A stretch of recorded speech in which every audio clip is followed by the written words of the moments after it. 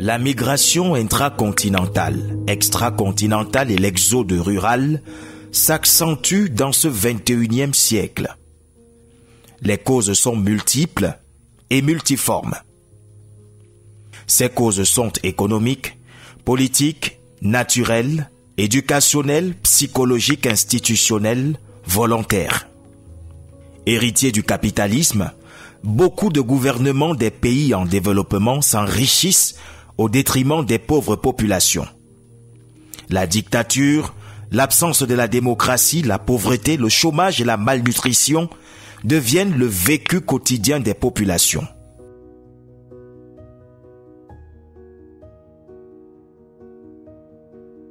Parmi ces motifs figurent certainement les raisons qui ont poussé notre ami ressortissant de l'Afrique centrale, particulièrement de l'ouest du Cameroun, à partir, il y a de cela 3 ans de son pays natal pour se retrouver en situation irrégulière en Grèce, au nord de l'Europe.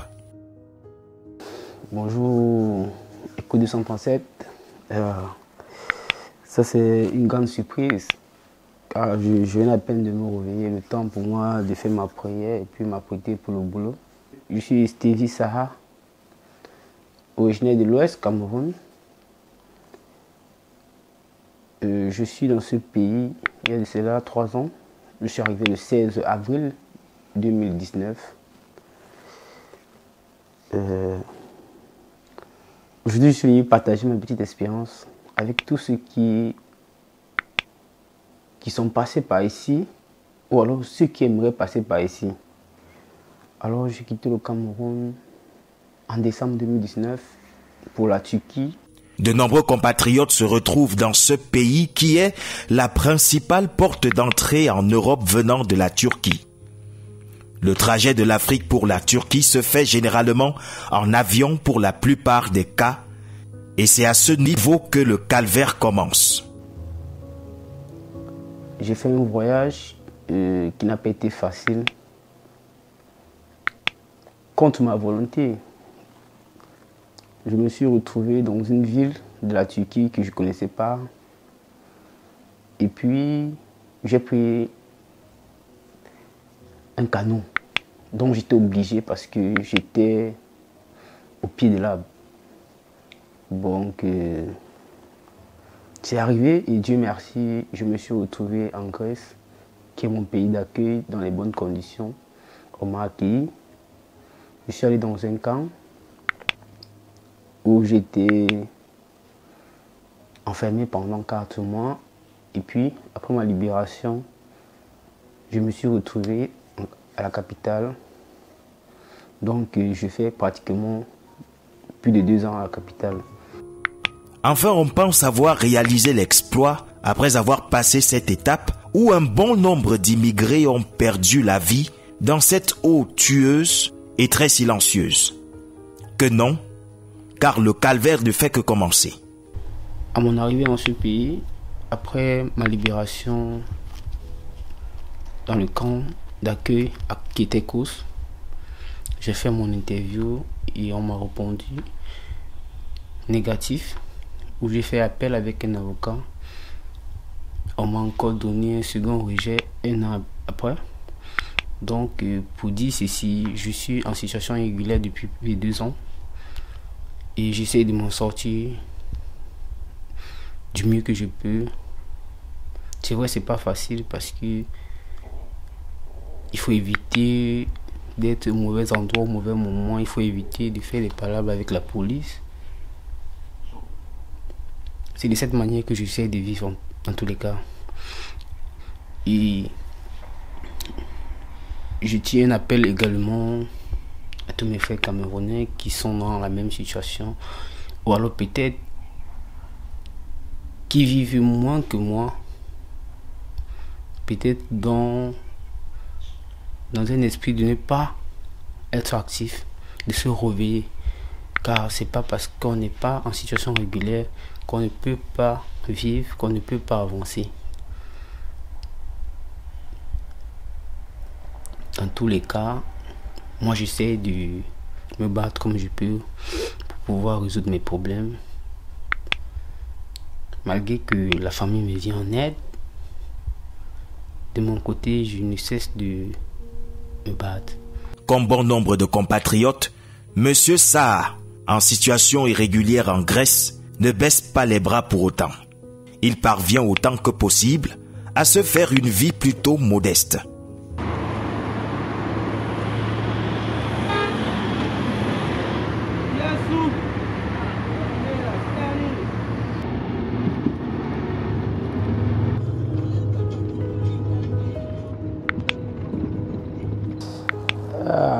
Déjà au boulot.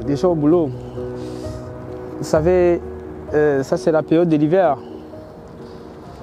Donc avec le froid, obligé de se réchauffer d'abord le matin, question d'être un peu en forme avant de commencer le boulot.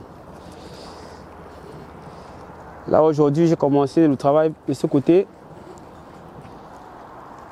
En réalité, c'est pas facile. Comme vous pouvez constater, ici c'est les pièces détachées. On coupe des voitures ici, on les remet en pièces détachées. Comme vous voyez un peu, et c'est prêt déjà pour le chargement des conteneurs. Là-bas c'est la zone conteneur. Et dans quelques instants, nous allons commencer le travail. Comme mon patron m'appelle déjà. Bon, il est important de signaler que moi, je ne suis pas permanent. Je travaille un peu de partout. Je ne reçois que des coups de fil. Parce qu'ici, c'est un peu de travail à la tâche. Quand il y a du travail, on travaille. Quand il n'y a pas de travail, on essaie de chercher ailleurs.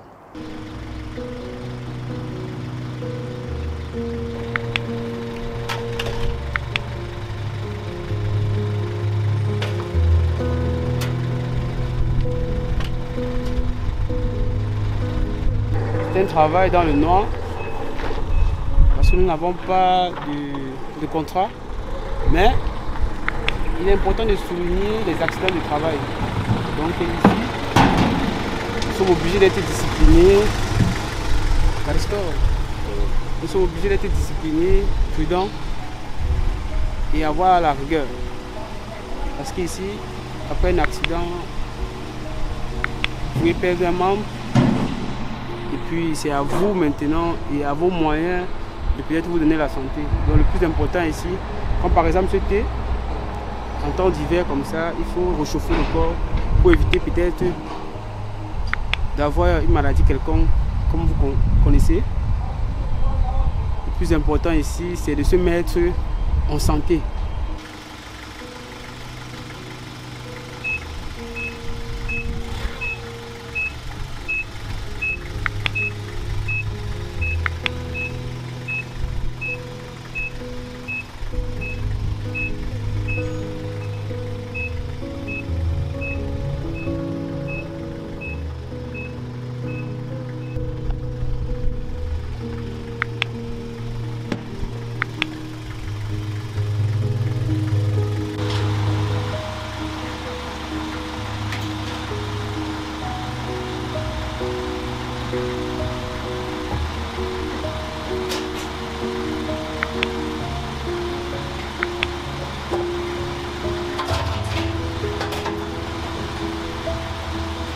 Pour avoir une vie équilibrée comme la majorité des Camerounais d'Athènes et d'ailleurs, ils se retrouvent tous les dimanches au QG, lieu mythique pour se ressourcer et surtout profiter des bons mets du terroir concoctés par la tenancière des lieux, affectueusement appelée Magni, c'est-à-dire la mère des jumeaux en langue bamileke dans l'ouest du Cameroun.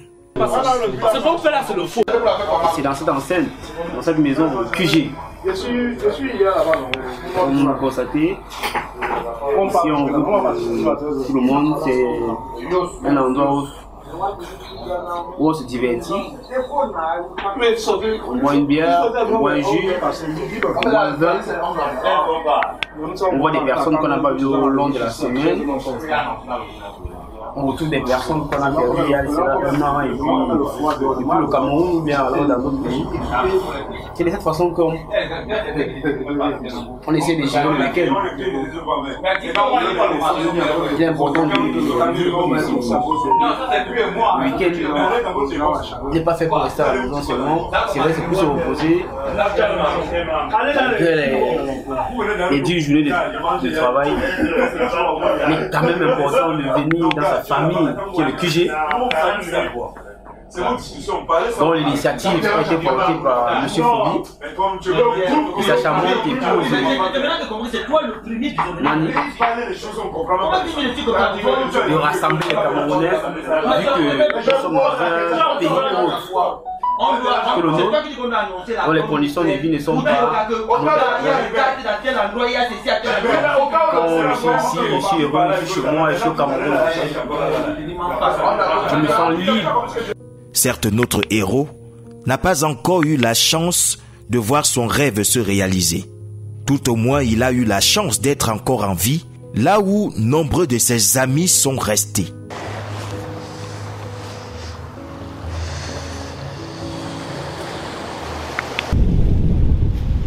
J'ai toujours mal aujourd'hui. J'ai perdu la vie.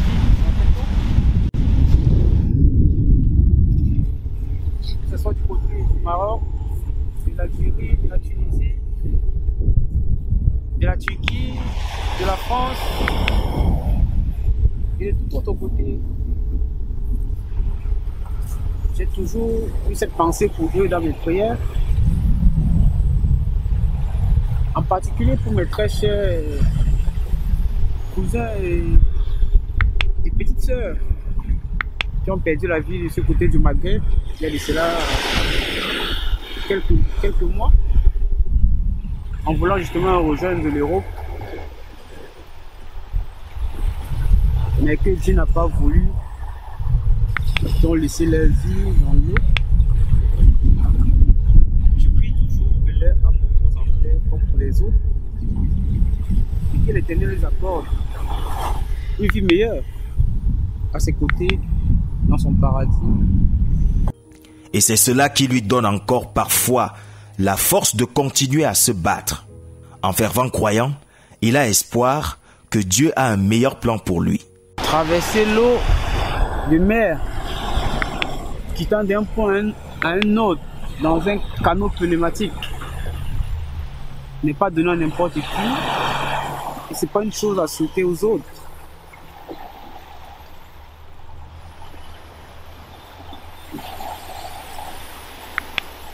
Il fut un 15 avril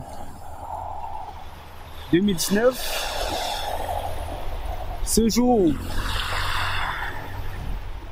où j'avais décidé de rejoindre la Grèce, passant par la Turquie. Donc je me suis retrouvé dans un canot pneumatique qui transportait 60 personnes et que Dieu a fait grâce. Nul ne connaissait son sort ce jour. Nous étions au milieu de la mer où on ne voyait pas les côtes, où on n'avait personne pour nous soutenir. On n'avait que les prières sur lesquelles nous pouvons compter. 60 familles dans un canot pneumatique. Une seule personne qui est l'Éternel pour décider. Une seule chose qui pouvait tout renverser, qui est cette eau. Mais Dieu, ne voulant pas que le pied arrive, a accepté que nous accostons jusqu'à destination. Je remercie l'Éternel aujourd'hui pour mon cas et pour le cas de 59 autres familles.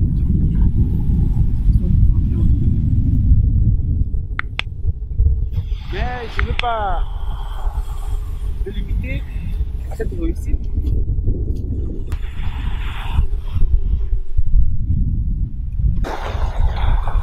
Fais un choix, c'est l'assumer jusqu'au bout. Peu importe les failles, peu importe les contours, peu importe les barrières. Pour tous ceux qui pensent à prendre cette voie que j'ai prise pour cheminer en héros, pensez d'abord à vous-même, chers frères. Pensez à tous ces risques. Et si vous arrivez à prendre ce risque, sachez que c'est de vous-même d'abord. Ce risque, c'est votre famille. Ce risque, c'est vous. Ce risque, c'est vos enfants, c'est vos amis. Et alors, pensez plus haut. Cette eau n'est pas à conseiller. On ne conseille personne de prendre cette route. On la prend personnellement et on l'assume. Et alors, quand on l'a assumé, il ne nous reste que des prières de Dieu. Des prières et des prières. Et que l'Éternel fera le reste. Car l'eau n'a pas d'amis. L'eau ne connaît pas le maître nageur. Cette eau ne connaît pas le nageur. Cette eau ne connaît pas les forts. Mais cette eau, quand vous l'avez traversée, elle vous donne le moral. Elle vous donne le meilleur. Comme des exemples que nous avons. Comme des exemples que nous sommes. Et alors je pense que force à nous, les Beaux-Ailleurs.